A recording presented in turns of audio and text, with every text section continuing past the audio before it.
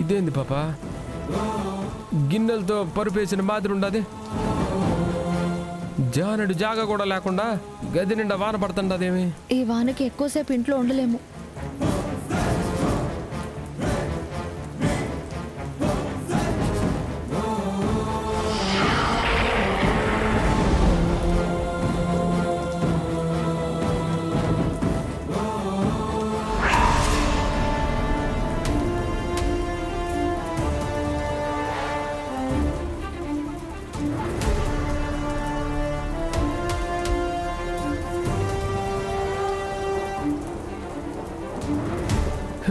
ఈ రాత్రంతా జాగరమేనా?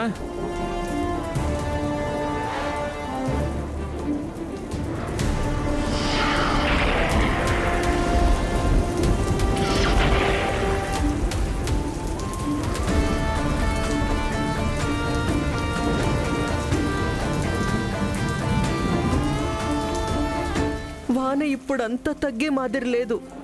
వీళ్ళ గుడిసెలో ఎట్టుండారో ఏమో, లోనికి నీళ్లు కూడా పోతుండాయి. అయ్యో,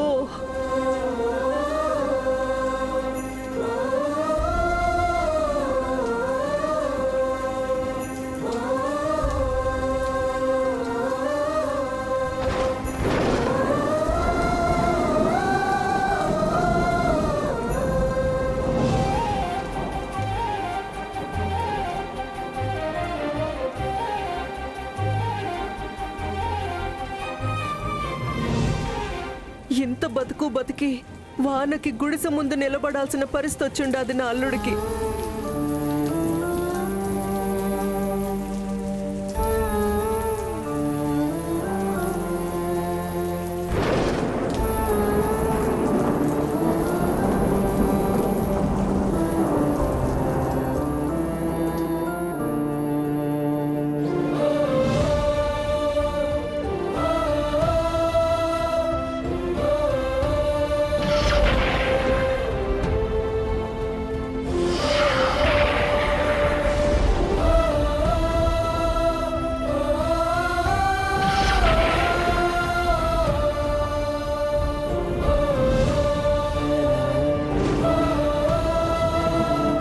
ఓయన్నా,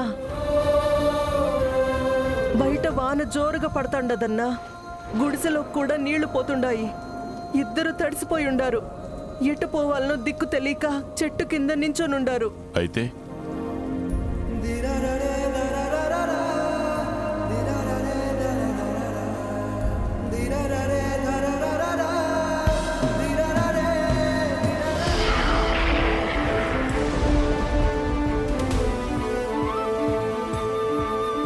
ఏంది పాపా లోపలిట్టా కురుస్తూ ఉండదు? ఈ పూట కట్ట ఇంట్లోకి రానిద్దామన్నా, లేకపోతే రాత్రంతా వాళ్ళట్ట వానలోనే తడుస్తూ ఉంటారు. వాన కూడా ఇప్పుడంతా తగ్గే మాదిరి కనిపించట్లేదు. నాకెందుకు చెప్తున్నావు? అదేందన్నా అట్టంతా మాట్లాడతావు? అక్కడ ఆడ బిడ్డ కష్టపడుతుండదన్నా, ఈడ నువ్వు ఎట్టా నిమ్మలంగా ఉండగలుగుతుండావు? ఎవరి బిడ్డ? నా మాట విన్న నా బిడ్డలిద్దరూ ఇంట్లో ప్రశాంతంగా ఉన్నారు.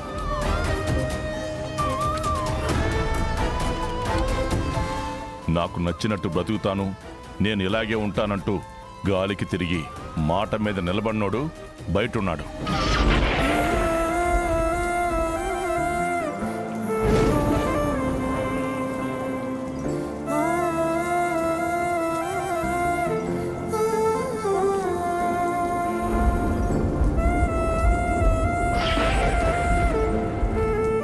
అలాంటి పరిస్థితి రాకూడదనుకుంటే ఆ రోజు వాడు మాట మీద నిలబడి ఉండాలి. నిలబడనప్పుడు చేసిన తప్పుకి శిక్ష అనుభవించాలి. ఓయన్నా, నీకు పుణ్యం ఉంటదన్నా. ఈ ఒక్క పొద్దుకి వాళ్ళని ఇంట్లోకి రానివ్వన్నా. అవసరం లేదు. కష్టం తెలిసినప్పుడే జీవితం విలువ తెలుస్తుంది.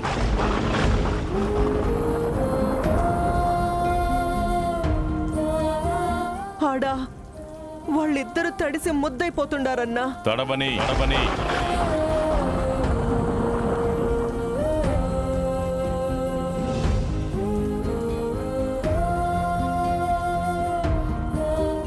జ్వరమో గిరమో వచ్చినదంటే రానివ్వు. అన్నా ఆస్పత్రికి పోయే స్తోమత కూడా వాళ్ళకి లేదన్నా. అనుభవించని.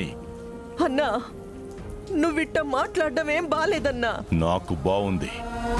అన్నా ఈ ఒక్క తూరికి పెద్ద మనసు చేసుకో అన్నా. ఎన్నిసార్లు చేసుకోమంటావు? ఎన్నిసార్లు పెద్ద మనసు చేసుకోమంటావు? నా భార్యను చంపి గోడ మీద ఫోటోగా నిలబెట్టాడు. పెద్ద మనసు చేసుకున్నాను.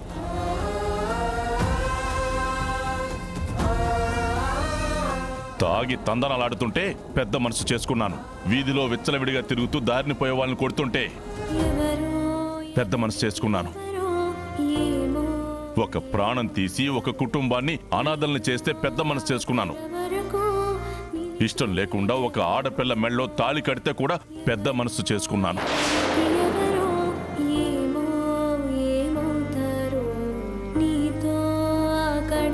కన్న తల్లి మీద ఒట్టేసి కూడా తాగొస్తే అప్పుడిక పెద్ద మనసు చేసుకోవడానికి నాకు మనసే లేకుండా పోయింది.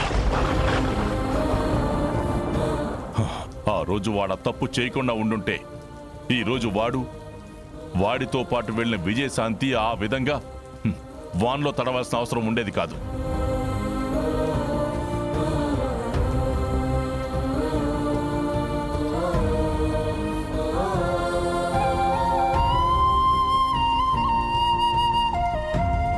అన్నా జరిగిపోయిన వాటి గురించి ఎన్నిసార్లు చెప్తావన్నా నువ్వు?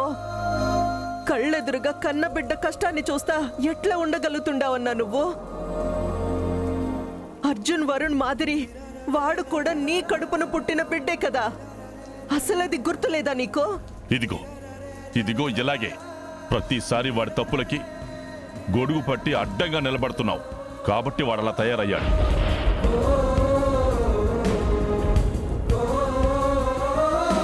మనిషి అనేవాడికి అన్నీ ఉన్నప్పుడు వాటి విలువ తెలియదు. కష్టం తెలిసినప్పుడే జీవితం విలువ అర్థం అవుతుంది. తడవనే.